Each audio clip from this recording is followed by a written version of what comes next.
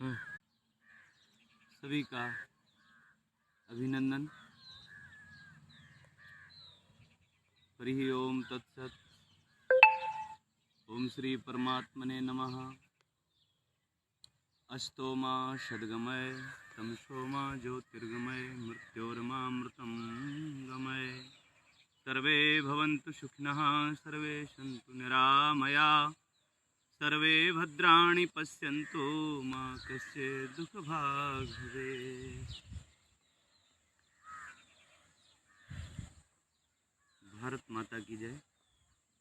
भारतीय सनातन दर्शन का जो सीधा साधा स्वरूप है, हम उस पर चर्चा करना चाहते हैं कि आज इस दुनिया जो उलझ गई है, जिस प्रकार से लोग अज्ञान के अंधकार में भटक गए हैं और उसके चलते द्रोह विद्रोह शोषण युद्ध पता नहीं क्या क्या अशांति और घोर भय चिंता शोक शंका से ये पूरा मानव सभ्यता पीड़ित है।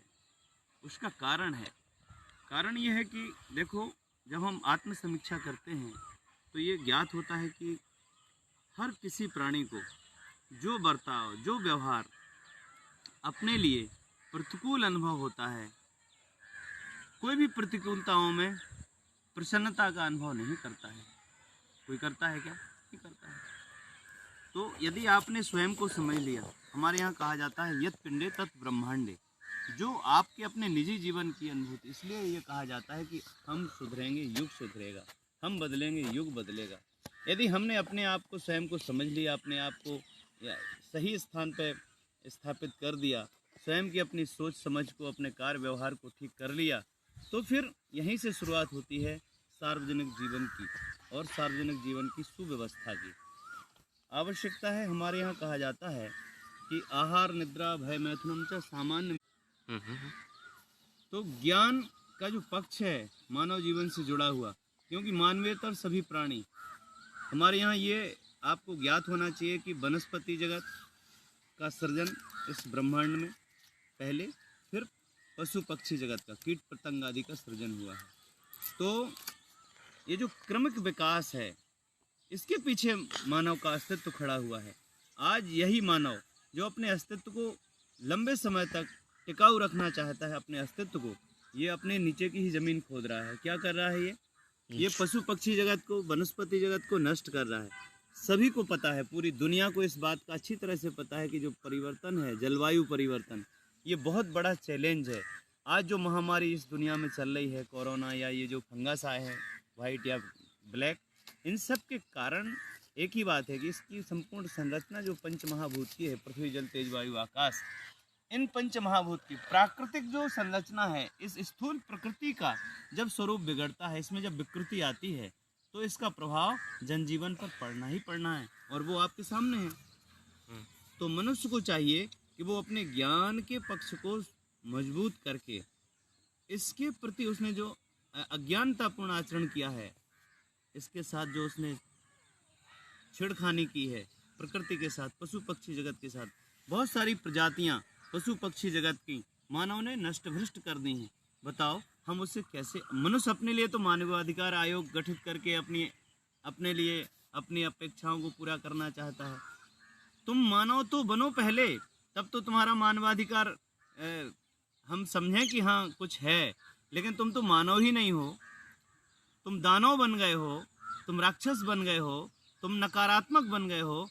तुम अपने ही उस शाखा पे जिस पे तुम बैठे हो, जिस पर तुम्हारा जीवन और अस्तित्व निर्भर है, तुमने उसी को नष्ट कर दिया, उसी को नष्ट करने में लगे हो। तुम्हें कालिदास रोग हो गया है, तुम मूर्ख हो गए हो, अदूरदर्शी हो गए हो। इसके परिणाम में तुम जो गलतियां करके आज ये भयावह स्थिति खड़ी कर दी है तुमने, कि लोगों के लिए प्राणों का संकट आ गया है। अभी जिस प्रकार से पशु पक्षी जगत, अभी आपको ये पता होना चाहिए, अभी देखो सब लोग चाहते तो हैं कि बेहतर जीवन हो, चीज़ों में लगे हुए हैं लोग, लेकिन जब अधकुचरा ज्ञान रहता है ना, अधूरा ज्ञान, तब तक व्यवस्था सम्यक नहीं हो सकती है।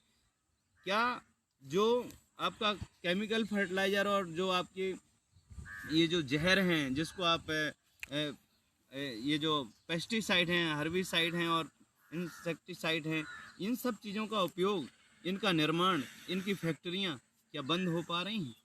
आप अपने आप को इतने जहर के मतलब उसमें फंसा चुके हो, इतना जहरीला वातावरण और इतना खतरनाक और ऐसा आपने चक्रव्यूह स्वयं ही बना लिया जिसमें आप फंस चुके हो, जिसके कारण आप और आपकी पीढ़ियां सभी असुरक्षित हैं।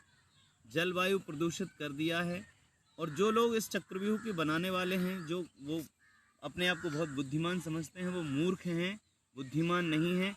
जो दूसरों के लिए कहते हैं ना, जो दूसरों को कांटे बोता है ना, उसको स्वयं वो कांटे गढ़ते हैं, है ना। अभी आप जिस प्रकार से संसार में देख पा रहे हो कि किस तरह से शोषणकारी व्यूह रचना, जो एक कम्पैक्ट यूनिट है, जो शोषणकारी व्यूह रचना है, उसने जिस तरह से चीज़ों को प्रभावित किया है कि हम अपना अस्तित्व बना के रखेंगे, अपने लिए एक अपना अलग संसार बना लेंगे और बाकी लोगों को परेशान कर दें, नष्ट भ्रष्ट कर दें, बीमारियां बुराइयां इतनी पनपाई जा रही मानव के द्वारा ही।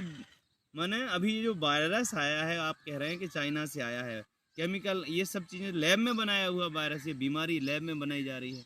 हमारे यहाँ कहा जाता था कि विद्या विवादाय धनम मदाय शक्ति परेशम पर पीड़नाय दुरात्मा नाम ज्ञानाय दानाय च रक्षणाय सज्जना नाम। हमारे यहाँ सज्जनता की और दुर्जनता की परिभाषा यही थी।